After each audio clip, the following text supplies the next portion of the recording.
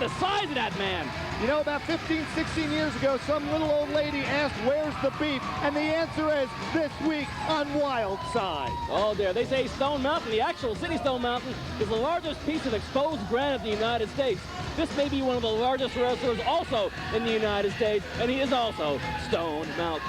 Recently featured in WOW magazine, the Wildside heavyweight champion has been unstoppable since winning that belt. No kidding. How do you stop somebody who looks like that? And as gifted as he is, too.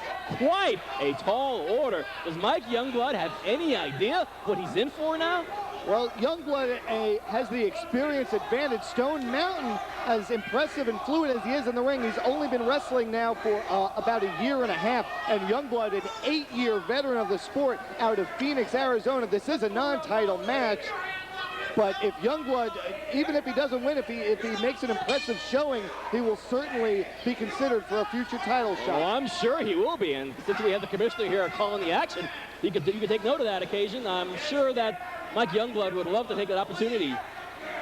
Don't forget, as great as it is watching Wildside every week here on television, there's nothing like coming out and seeing it live. The first and third Saturday of every month. The next big television taping will be Saturday night, August 19th in Cornelia, Georgia at the NCW Arena. And believe me, when you come into Cornelia, ask anyone where the NCW Arena is, and they all know. They sure do. Both citizens of Cornelia will tell you where it is. And maybe when you come by, they'll be able to pick up the remains of the carcass of Mike Youngblood after being destroyed by Stone Mountain in this match right here. Well, we got a spatula in the back just in case. A lockup there. Youngblood, at least he's not backing down. He's not afraid. He's taking it right to the big man, and that's what you have to do. Fair enough, but he's doing this portion all wrong. He's getting real cocky about it.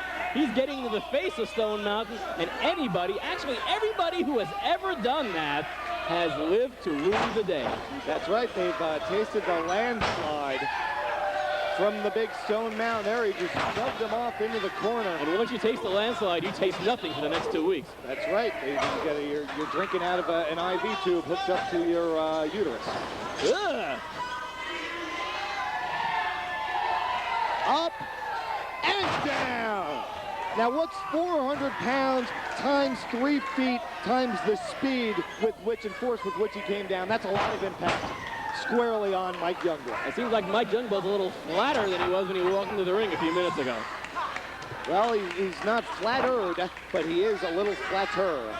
Okay, English 101 with Al Getz. Hey, we had Ratings 101 not too long ago. Now it's English 101. Don't go to college. Just watch Wildside every week. I'll take care of you. You can get a degree through Al Getz University. Wow, this is good career advice from Al Getz. God help us all. Stone Mountain now picking up Youngblood, easily whipping into the... Oh! Now there's a clothesline for the ages. I think if the mat wasn't there, Youngblood would still be spinning to this day. Could well be. If he had no gravity, that would probably help a little there, too.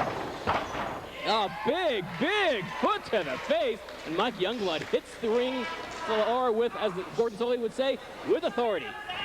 Now a rake to the eyes by Youngblood. He does have the advantage now. Let's see what he's able to do with it. Good. He's concentrating on the left leg there. And really, to beat Stone Mountain, or to even come close to possibly beating Stone Mountain, you got to take him off his feet. You got to take him off of that vertical base. Exactly. That's been pretty much the attack that most wrestlers have used against the really big wrestlers like the famous Andre the Giant and Paul White, whatever. Always go for the eyes, always go for the legs and the knee.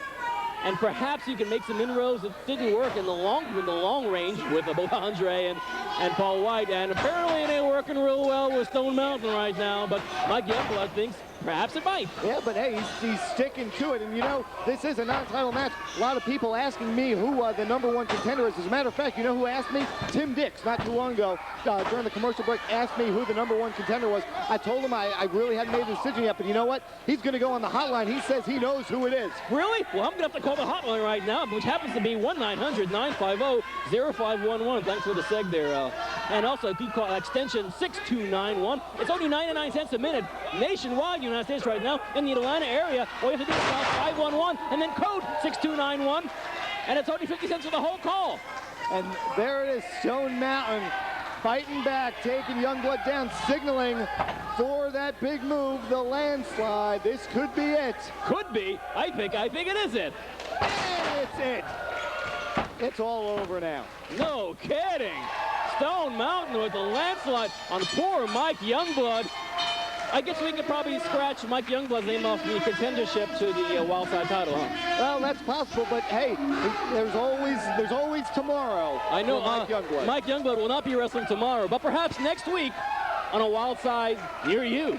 Once again, Stone Mountain steamrolling over any and all comers put in his path. Fans, tag team action coming up. Don't go anywhere, or I'll come to your house and beat you up.